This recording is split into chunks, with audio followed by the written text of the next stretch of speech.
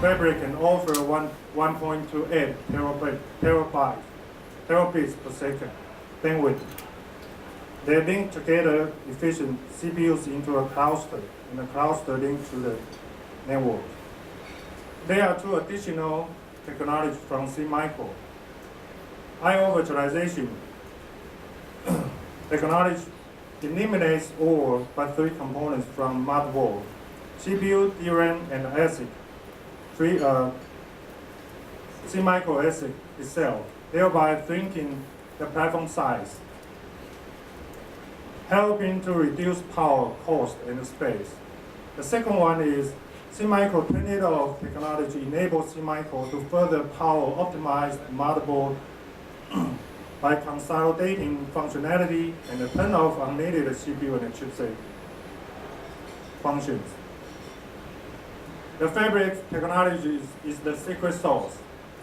This is what will make AMD's data center solution different from other vendors.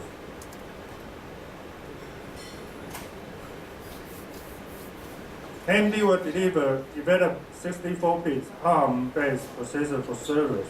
AMD's Opron microprocessor based on x86 and ARM architectures will integrate high-performance, production-proven Freedom Fabric original design at SeaMicro.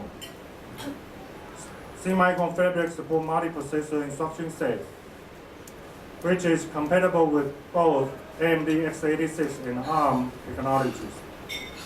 AMD has rich server experience and knowledge. So with the AMD server experience, knowledge, Fabric, and ARM to offer the most flexible, complete processing solution for the modern data center. AMD offers the right solution for the leading workloads. The best part of it is that we provide customer choice. In addition to ARM-based CPU, AMD will continue to offer x86 and APU so that the customer can use the right processor for the right workload.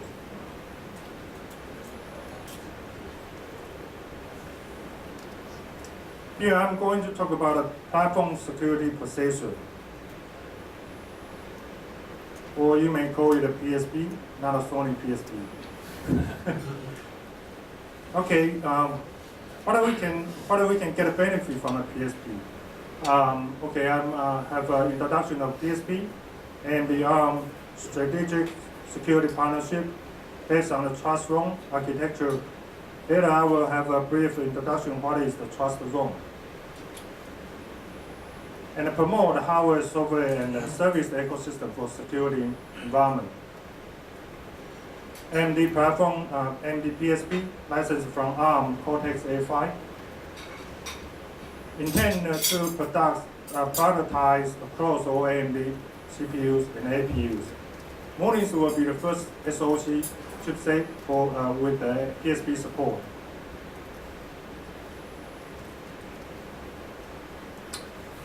AMD wants to take, here's the trust zone technology. AMD wants to take advantage of ARM features called trust zone. Trust zone allows the process to run into mode: normal world and a secure world. Normal world is which is used to run operating system and user software, and the secure world which runs the secure operating system, trusted applications, and system monitor. While the secure world software can inspect and verify the integrity of normal world software. The reverse isn't true. Normal world can tamper with anything run in the secure world. I can give you an example how this might be used is digital right management scheme. A normal world operating system could ask secure world to perform some description or key exchange on its behalf, using key that only the secure world software can access. So that means if you download a video, audio from the internet, some of company can use this solution to authenticate your video or your content is legal or not. Here is the platform PSP block diagram. PSP is the isolated secure processor. It's a dedicated 32-bit microprocessor and has an isolated on-chip ROM and SRAM. There's a 64K ROM for PSP on-chip firmware, and also has SRAM 256K for loading the key firmware image for authentication. Access the system memory through local memory interface. So that means PSP can access system memory through a local memory interface here, and also provide a cryptographic coprocessor, a CCP. Here's the service will be provided RSA, SHA, ECC, AES, and the true random number generator.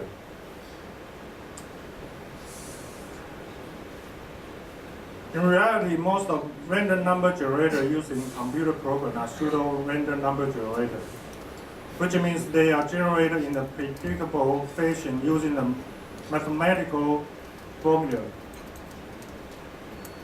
Bias can make use of PSP crypto acceleration for its own purpose, such as validating signature.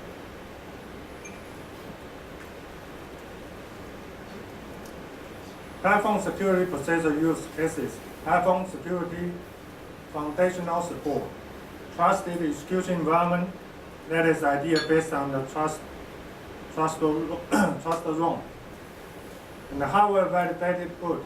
I will mention it later. Cryptographic acceleration, it has been mentioned in the previous slides. TPM 2.0 functionality is a requirement for Windows 8. And you can use the PSP for the below solution, client solution for your secure payment, personal ID identifier, data protection, or vertical solution like manufacturing, health care, accounting, or financial service. However, validated boot. We can see here, here's an authenticated update. Authenticated update means, I think all of you are aware, that it means the BIOS image need to be signed before update the BIOS. And here's a UEFI secure boot. UEFI secure boot, here's the area, red block. The UEFI secure boot to ensure the optional UEFI application or is loaded to ensure that those images are signed. But what is the PSP and which area PSP can cover? The PSP can cover the area to ensure each module has been validated before hand off the control to next. So here's the idea. PSP will authenticate the first block of BIOS code before releasing the x86 processor from reset. So PSP on-chip bootloader will authenticate on-chip bootloader. And then on-chip bootloader will authenticate the PI module. And the PI module will authenticate Dixie, and so on. So that is the idea. We will ensure that during the BIOS post, all the module has been validated. Not just only the BIOS module, and also the additional components.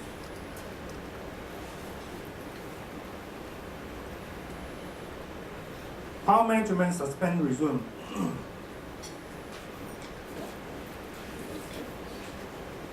This is traditional F3 suspend flow.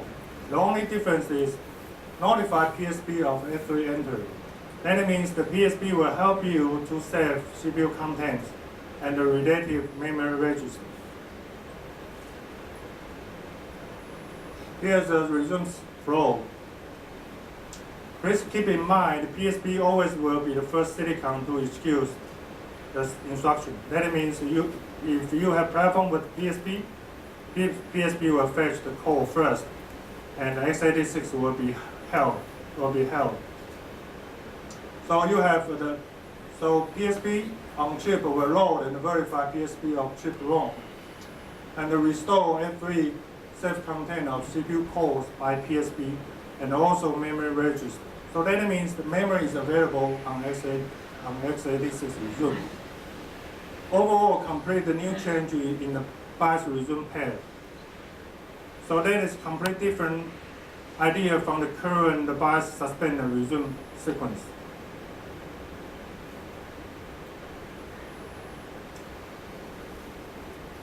BIOS innovation boost speed enhancement.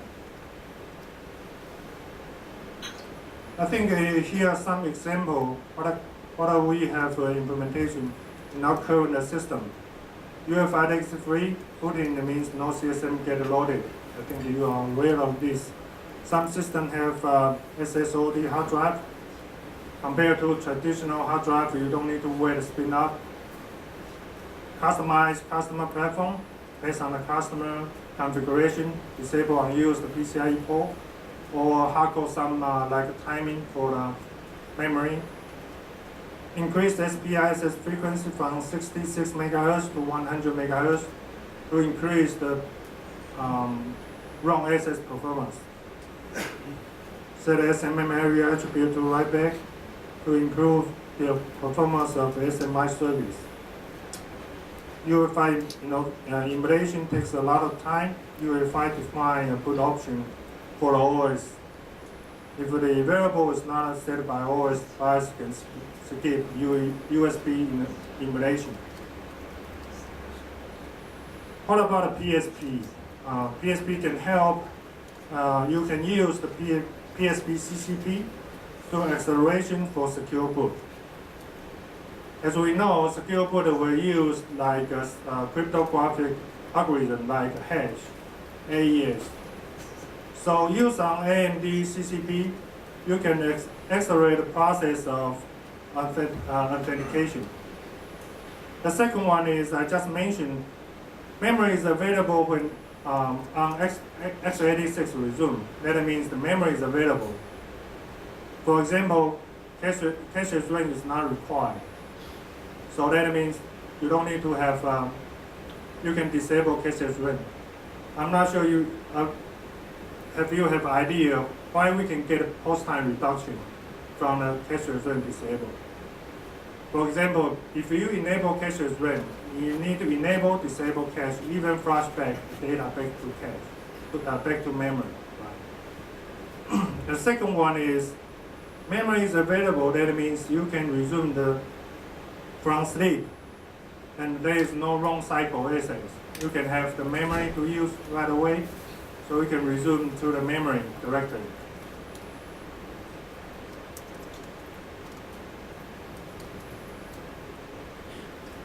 BIOS innovation, firmware security innovation. Why does BIOS need security? As we know, the BIOS is very powerful. It can access anything, hardware, register, memory. All the data is under the BIOS control. I believe maybe some of you might remember a couple of years ago, there's a virus attacked the BIOS ROM by simply erasing it. This is a DOS attack. The point is, a DOS attack can be pretty simple and still do a lot of damage. So it is important to increase BIOS security with the authenticated BIOS update, UEFI secure boot. Authenticated BIOS update, I think that the only idea is any BIOS update must be signed by OEM, authenticated on a platform before the update can proceed.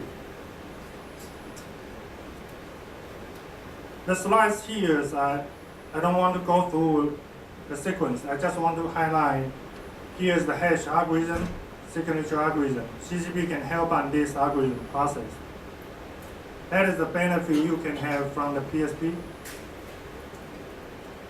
The same thing.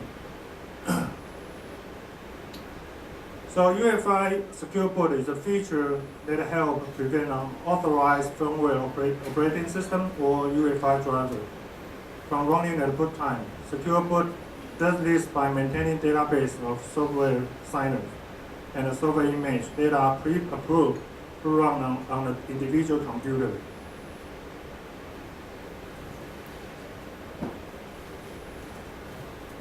Biosecurity, current industry progress. Authenticate BIOS update and the UEFI secure boot are implemented on many systems because this is a Windows 8 local requirement. And UEFI Forum also working with the Linux community to make the benefit of secure boot. Okay, summary. Cloud change AMD, change everything. So only AMD can deliver low power, high performance, and less space for the data center. Biosecurity need to be improved. UEFI and the AMD PSP security architecture can address the needs. Follow our AMD PSP practice on implementing hardware and the firmware. Firmware is becoming more secure. Much of this innovation is due to the collaborative effort of the UEFI Forum. You can find the detail from the links and the resource here.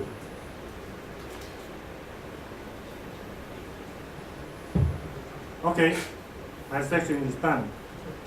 So not sure. 中文也可以，英文也 OK. If you have any question, please feel free to ask right now.